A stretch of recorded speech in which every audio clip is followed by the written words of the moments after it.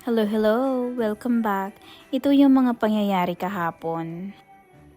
Good morning! Merry Christmas, everybody! So, ayan, nagluluto si David.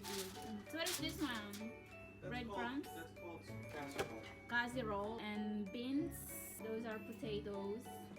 That's my husband. Say hi, babe. And I'm preparing my lumpia.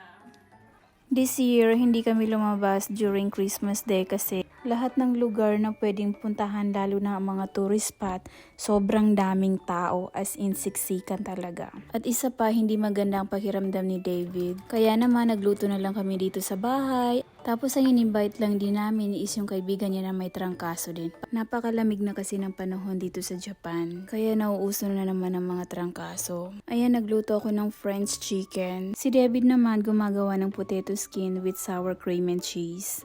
Isa rin ito sa paborito ni David na parati kong niluluto, ang French chicken. Kung gusto niyo ng recipe kung paano gawin, just let me know. Napakasarap nito with pasta. Pero hindi na ako nagluto ng pasta kasi meron na kami mashed potatoes. Antayin ko lang na lumapot ang sauce ng konti, then ready to serve na.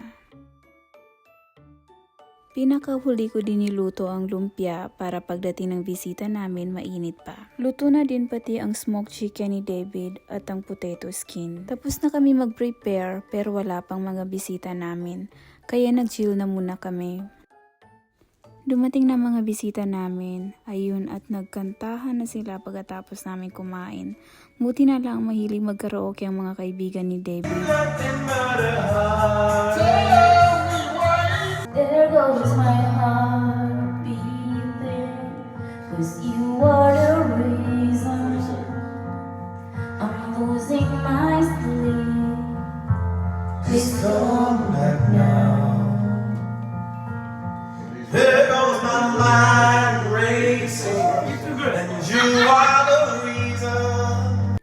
Hindi ko in-expect na maging ganito kasaya ang gabi na to kahit nasa bahay lang kami. Kahit pa may trangkaso ang mga kasama ko, sobrang energetic nila. Hanggang dito na lamang. Merry Christmas!